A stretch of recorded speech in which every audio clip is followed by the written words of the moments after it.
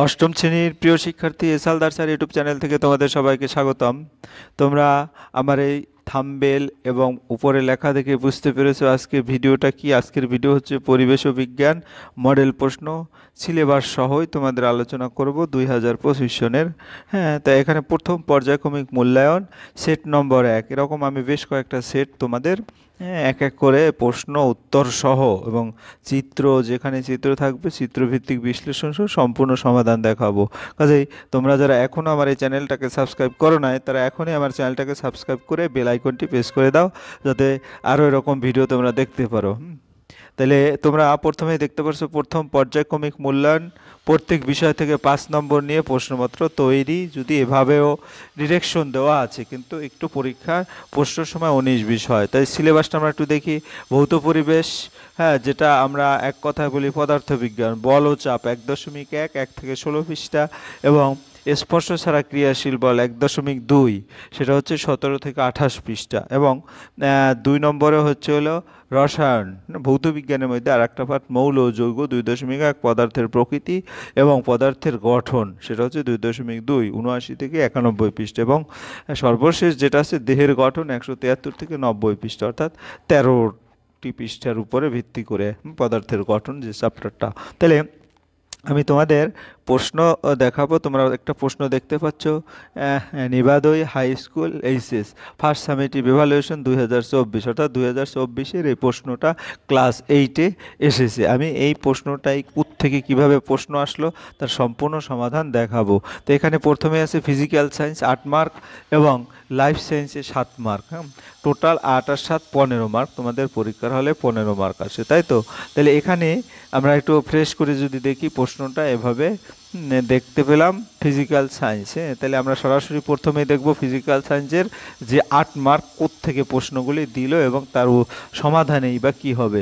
4 degree উষ্ণতায় 1 litre জলের CGS এককে ঘনত্বের মান কত? 1000 কেজি পার মিটার কিউব, না 1 কেজি পার সেন্টিমিটার, নাকি 1 গ্রাম পার মিটার কিউব, হ্যাঁ, নাকি 1000 কেজি পার সেন্টিমিটার কিউব?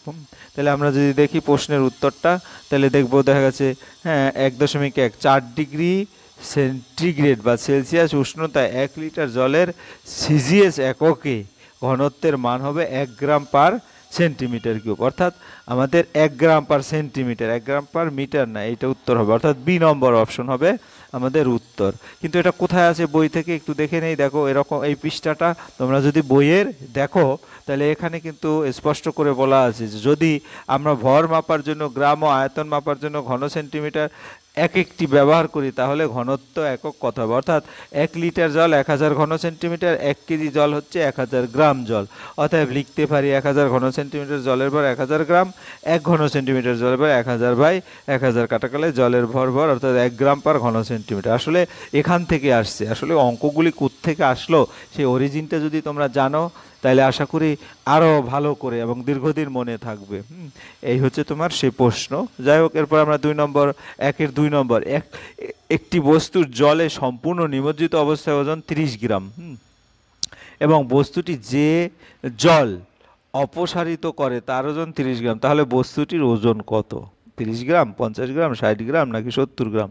তাহলে এখানে আমরা তোমাদের এই অধ্যায় 1, আমি কিন্তু সম্পূর্ণ অধ্যায়ের সমস্ত প্রশ্ন, গাণিতিক সমস্যা বিশ্লেষণ সহ আমি একটা দুটো ভিডিও দিয়েছি, তোমরা চাইলে সেই ভিডিওর মাধ্যমে দেখতে পারো। যাই হোক, এখানে এই সূত্রটা, অপসারিত তরলের ওজন হবে কি? বস্তুর আপাত ওজন ইকুয়াল প্লাবতা অথবা বস্তুর প্রকৃত ওজন মাইনাস বস্তুর আপাত ওজন। এবং সেটা কিভাবে আমি যদি তোমাদের একটু দেখাই, দেখো বস্তুর প্রকৃত ওজন সূত্র লিখবো, আমরা জানি বস্তুর প্রকৃত ওজন সমান বস্তুর আপাত ওজন যোগ অপসারিত তরলের ওজন। তাহলে এখানে প্রকৃত ওজন হচ্ছে 30 গ্রাম, হ্যাঁ, এবং হ্যাঁ, যেটা আসলে কি ওই যে জলে সম্পূর্ণ নিমজ্জিত অবস্থায় ওজন 30 গ্রাম, এবং হ্যাঁ অপসারিত তরল ওজন যে জলটা অপসারণ করেছে সেটা হচ্ছে কত? 30 গ্রাম। তাহলে টোটাল মিলে 60 গ্রাম। তাহলে উত্তর হবে আমার এই যে সি নম্বরের উত্তর হবে। এরপরে আমরা চলে যাচ্ছি 1-এর 3, পচা ডিমের ন্যায় গন্ধযুক্ত গ্যাসটি কি হলো? এটা কি বলে? অ্যামোনিয়া। এটা কার্বন ডাইঅক্সাইড, এটা হাইড্রোজেন সালফাইড এবং এটা অক্সিজেন। তাহলে আমরা যদি তোমার বই থেকে সরাসরি দেখি, এরকম একটা পরীক্ষা তোমার আছে টেস্ট টিউবের মাধ্যমে যে পরীক্ষাটা হচ্ছে, তাতে এই যে এই লাইনটা টেস্ট টিউবে ফেরাস সালফাইডের সঙ্গে লঘু সালফুরিক অ্যাসিড যোগ করা হলে বুদবুদ সৃষ্টি করে পচা ডিমের মতো গন্ধযুক্ত হাইড্রোজেন সালফাইড গ্যাস বের হয়। তাহলে বিক্রিয়াটাও দেখা যাচ্ছে ফেরাস সালফাইড এবং সালফুরিক অ্যাসিড বিক্রিয়া করে ফেরাস সালফাইড এবং হাইড্রোজেন সালফাইড। তাহলে আমরা অনায়াসে উত্তরটা দিতে পারবো, কি দেবো? পচা ডিমের ন্যায় গন্ধযুক্ত গ্যাসটি হলো হাইড্রোজেন সালফাইড গ্যাস। 6 নম্বর উত্তর কারেক্ট, অর্থাৎ এই যে হাইড্রোজেন সিতে আছে হাইড্রোজেন সালফাইড। হ্যাঁ, এই তাহলে হাইড্রোজেন সালফাইড গ্যাস। এরপর আমরা চলে যাচ্ছি 1-4 1-4 ক্লোরাইড আয়নটি মোট ইলেকট্রন সংখ্যা কত? তাই তোমাদের এরকম কিন্তু একটা ইলেকট্রন বিন্যাস বলো আর এরকম একটা কক্ষপথের কোথায় কিভাবে ইলেকট্রন বিন্যস্ত আছে সেই একটা ফিগার আছে তোমাদের বইয়ের 86 পৃষ্ঠায়, যদি তোমরা 86 পৃষ্ঠাটা দেখো। তো এখানে সোডিয়ামের এই যে ইলেকট্রন কোনভাবে কি আছে ইনিশিয়ালি বা প্রাথমিক অবস্থায় সোডিয়াম দেখো যদি গণনা করা হয় 1 2 3 এভাবে করে 4 5 6 7 8 9 10 11, তখন তার অবস্থাটা সোডিয়াম পরমাণু। কিন্তু সর্ববহিস্থ শক্তি স্তরে তার একটি ইলেকট্রন আছে। এই ইলেকট্রন যখন ছেড়ে দেয় তখন সে কিন্তু সোডিয়াম গেইন করে দিল, দান করে দিল, ঠিক আছে? কাজে এটা সোডিয়াম প্লাস আয়ন হয়ে যায়, অর্থাৎ তখন তার সোডিয়ামের ইলেকট্রন সংখ্যা হয় 10টি ইলেকট্রন সংখ্যা, এবং 10টি ইলেকট্রন সংখ্যা সোডিয়াম প্লাস আয়ন হিসেবে দেখানো হয়। হ্যাঁ, এই আর আবার যদি আমি ক্লোরিনের বিন্যস্ত দেখি, ক্লোরিনের ইলেকট্রন কয়টি কক্ষপথে থেকে আমরা যদি গণনা করি, এখানে আসলে 17টি। 1 2 3 4 5 6 7 8 9 10 11 12 13 14 15 16 17, 17টি ইলেকট্রন। তো এই 17টি ইলেকট্রন আসলে সে আনস্টেবল অবস্থায় বা স্থায়ী অবস্থায় থাকে না। তখন কি করে, এই সোডিয়ামের একটা ইলেকট্রন সে সর্ববহিস্থ স্তরে গেইন করে, মানে অর্জন করে বা নিয়ে নেয়, অর্থাৎ সে ধার করে। তাহলে ধার করলে কি হবে, এখানে তার ক্লোরাইড আয়ন উৎপন্ন করে। আসলে তারপর সর্বশেষ যে একটা নিষ্ক্রিয় গ্যাস, সেই নিষ্ক্রিয় গ্যাসের গঠন অর্জন করার জন্য, তাহলে তখন তার ইলেকট্রনটা হয় একটা ইলেকট্রন বেশি, অর্থাৎ 17 থেকে 18টি ইলেকট্রন। তাহলে আমার এখানে যদি আমি উত্তরটা ক্লিয়ার করে দেখি যে অ্যানায়নটিতে মোট ইলেকট্রন সংখ্যা ক্লোরিনে 17 কি, কিন্তু এই যে একটা মাইনাস মানে একটা ইলেকট্রন চলে আসলো, তখন তার হবে 18টি, অর্থাৎ এ নম্বর উত্তরটা কারেক্ট। হ্যাঁ, এরপরে আমরা চলে যাচ্ছি 2 নম্বর প্রশ্নে। 1 কিলোগ্রাম ভরের বস্তুকে পৃথিবী যে বল দ্বারা টানে তার মান কত? তাহলে আমি তারপর পরস্পর ডি দূরত্ব অবশ্যই দুটি বস্তু। তাহলে আমি প্রথম 1 কিলোগ্রাম ভরের বস্তুকে পৃথিবী যে বল দ্বারা টানে তার মান হচ্ছে এফ সমান, আমরা জানি কি একটা সূত্র আছে যে এফ সমান mg। এফ সমান বল এফ সমান হচ্ছে mg। তাহলে এম হচ্ছে 1 কিলোগ্রাম মানে 1 কেজি, আর জি হচ্ছে 9.8। তাহলে জি 9.8 মিটার পার সেকেন্ড স্কোয়ার। হ্যাঁ, তাহলে এখানে এফ এর মান তাহলে কত হবে, এফ সমান 9.8 নিউটন হবে, অর্থাৎ উত্তরটা হবে 9.8 নিউটন। এই এতটুকু তোমরা এভাবে উত্তর দেবে প্রথম প্রশ্নটা 1 নম্বরের। এরপর পরস্পর ডি দূরত্বে অবশ্য দুটি বস্তুর ভর m1 আর m2, তাদের মধ্যে পারস্পরিক আকর্ষণ বল, তাহলে আমরা জানি F1 সমান জি m1 m2 by D square. কিন্তু প্রথম বস্তুর ভর দ্বিগুণ মানে 2 × m1 এবং দূরত্ব 4 গুণ, তাহলে এখানে ডি সমান 4, ডি হয়ে যাবে 4d হলে F2 হবে কি জি ইন্টু 2m, m এর জায়গায় 2m আর m2 জায়গায় m2 থেকে গেল, আর দূরত্ব ডি এর জায়গায় 4d হোল স্কোয়ার। তাহলে কি দাঁড়াইলো, F2 সমান এটা যদি আমি করি 2টাকে আলাদা করব 4 × 16, অর্থাৎ এই 2/16টাকে আলাদা করে নিলাম, জি m1 m2 by D square হলো, অর্থাৎ এই জি m1 m2 মানে আগের যে বলটি অর্থাৎ F1ই। তাহলে এখান থেকে দেখা যাচ্ছে এটা কাটলে 2 × 1 = 2 আর 2 × 16, তাহলে এখান থেকে 1/8 আসে, অর্থাৎ 1/8 into G m1 m2 by D square, অর্থাৎ আগের যে বলটি। তাহলে সুতরাং পূর্বের মহাকর্ষ বলের 1/8 অংশ, অর্থাৎ 1/8 হবে। ঠিক আছে, আশা করি তোমরা বুঝতে পেরেছো। এর পরের প্রশ্ন যদি আমরা দেখি, এরকম আরও একটা প্রশ্ন আছে, তোমরা এটাও যদি দেখতে চাও দেখতে পারো সুন্দর করে। এখানে কিন্তু দুটোই ভর দ্বিগুণ এক গুণ এভাবে করে বাড়ানো হয়েছে। যাই হোক, আমি এটা দেখালাম না। তোমরা এরপর পরমাণু মডেল আমি কেন দিয়েছি, তোমার এই প্রশ্নটা তুমি দেখতে, হ্যাঁ দেখো যে প্রশ্নটার উত্তরে কি দিয়েছে, রাদারফোর্ডের পরমাণু মডেলের দুটি স্বীকার্য লেখো। তাহলে রাদারফোর্ডের পরমাণু মডেলের যে স্বীকার্য দুটি সেখানে কিন্তু আছে। বিশেষ পরীক্ষার মাধ্যমে রাদারফোর্ড পরমাণু সম্বন্ধে কয়েকটি সিদ্ধান্তে পৌঁছিলেন। এই সিদ্ধান্তগুলি মূলত স্বীকার্য। পরমাণুর মধ্যে বেশিরভাগ জায়গা ফাঁকা, পরমাণু প্রায় সমস্ত ভরে তার মাঝখানে অতি অল্প জায়গা জুড়ে জড়ো হয়ে আছে। তিনি এই ভারী অংশের নাম দিলেন নিউক্লিয়াস বা কেন্দ্রক। এবং 3 নম্বরের স্বীকার্য হচ্ছে পরমাণুর নিউক্লিয়াসের মধ্যে তার সমস্ত ধনাত্মক চার্জ সীমাবদ্ধ থাকে। আর 4 নম্বরে নিউক্লিয়াসকে কেন্দ্র করে ইলেকট্রনগুলো নানান বৃত্তাকার পথে ঘুরছে। এই হচ্ছে তোমার পরমাণুর মডেলের যে স্বীকার্য। এখানে কিন্তু আমি রাদারফোর্ডের পরমাণু মডেলের স্বীকার্য আবার এক এক করে আলাদা করে দিয়ে দিয়েছি, তোমরা ভালো করে ওই 4টা সীমাবদ্ধই মানে স্বীকার্য এখানে তুলে ধরা হয়েছে। যাই হোক, আমরা এবার চলে যাচ্ছি লাইফ সায়েন্সের 7 নম্বর প্রশ্নে। হ্যাঁ, লাইফ সায়েন্স তড়িৎ চুম্বক ব্যবহার করা হয় সরল আলোক অনুবীক্ষণ যন্ত্রে নাকি যৌগিক অনুবীক্ষণ যন্ত্রে না ইলেকট্রনিক অনুবীক্ষণ যন্ত্রে না কোনোটিই নয়। এটা হচ্ছে 1 নম্বরের প্রশ্ন। তাহলে আমরা যদি উত্তরটা একটু আলোচনা করার আগে আমরা এখানে দেখতে পাই যে ইলেকট্রন অনুবীক্ষণ যন্ত্র, এই যন্ত্রে আলোর পরিবর্তে দ্রুত গতির ইলেকট্রন প্রবাহ দ্রষ্টব্য বস্তুর মধ্যে দিয়ে পাঠানো অনুবীক্ষণ যন্ত্রে কাচের লেন্সের পরিবর্তে তড়িৎ চুম্বক ব্যবহার করা হয়। তাহলে ইলেকট্রন অনুবীক্ষণ যন্ত্র উত্তর হবে কি? ইলেকট্রন অনুবীক্ষণ যন্ত্র, অর্থাৎ আমার এই উত্তরটা কারেক্ট হবে। ইলেকট্রন অনুবীক্ষণ কোনটির মধ্যে বেশি বিষয়গুলো অন্তর্ভুক্ত?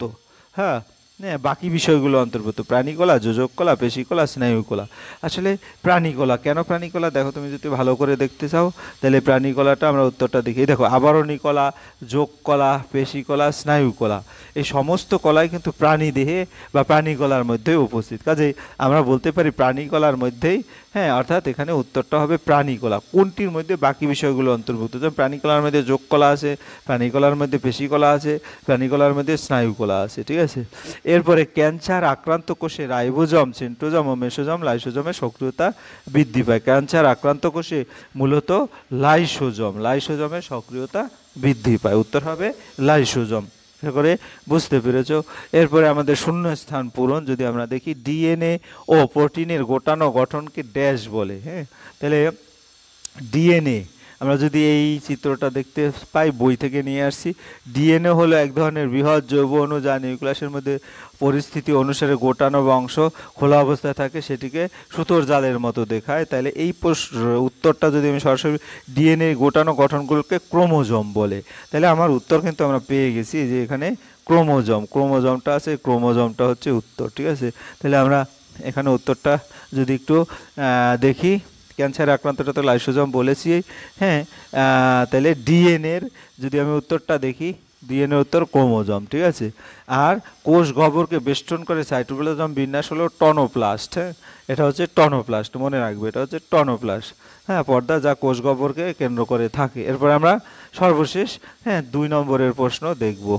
পেশিকোষ অবস্থিত শ্বাসসংযোগের নাম কি? পেশিকোষে অবস্থিত শ্বাসসংযোগের নাম হচ্ছে মায়াগ্লোবিন। তোমাদের ভালো করে মনে রাখতে হবে, পেশি কোষে অবস্থিত শ্বাসসংযোগের নাম কি? মায়াগ্লোবিন। তাহলে মায়াগ্লোবিন।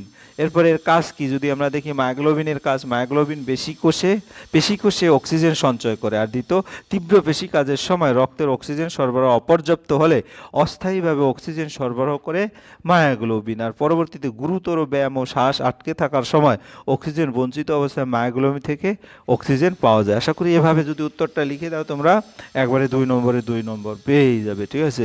এরপর আমরা চলে যাচ্ছি অথবা প্রশ্নে। মেসোজম কাকে বলে? অ্যান্টিফ্রিজ প্রোটিন কাদের দেহ? ব্যাকটেরিয়ার প্লাজমা মেমব্রেন ভাঁজ করা অংশকে মেসোজম বলে। ব্যাকটেরিয়ার প্লাজমা মেমব্রেনের ভাঁজ করা অংশকে মেসোজম বলে। এটি একটি জটিল ঝিল্লির কাঠামো। মেসোজম ও প্রোক্যারিওটিক কোষে পাওয়া যায়।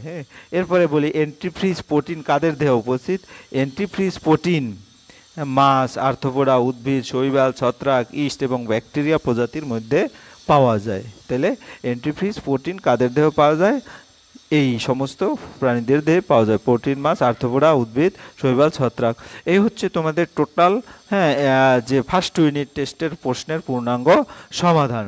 আশা করি আমার ভিডিওটি দেখে তোমরা উপকৃত হবে। ভিডিওটি দেখার জন্য তোমাদের অসংখ্য ধন্যবাদ। আর আবার বলবো, তোমরা যদি আমার এই চ্যানেলটাকে সাবস্ক্রাইব করে না থাকো তাহলে সাবস্ক্রাইব করো প্লিজ প্লিজ প্লিজ। কারণ তোমরা সাবস্ক্রাইব করলে আমি উৎসাহ পাবো যে না আমার ভিডিওগুলি তোমরা দেখতেছো। সাবস্ক্রাইব না করে দেখলে তো বুঝতে পারবো না। যাই হোক, এরপরে সাবস্ক্রাইব করে বেল আইকনটি প্রেস করে রাখো। আরও অনেক সুন্দর সুন্দর ভিডিও দেবো। ভিডিওটি দেখার জন্য অসংখ্য ধন্যবাদ। আর ভিডিওটি ভালো লাগলে লাইক কমেন্ট শেয়ার করতে ভুলো না। আর আজ এই পর্যন্ত, পরবর্তীতে আবার কোনো একটা ভিডিও নিয়ে হাজির হবো। সেই পর্যন্ত ধন্যবাদ সবাইকে।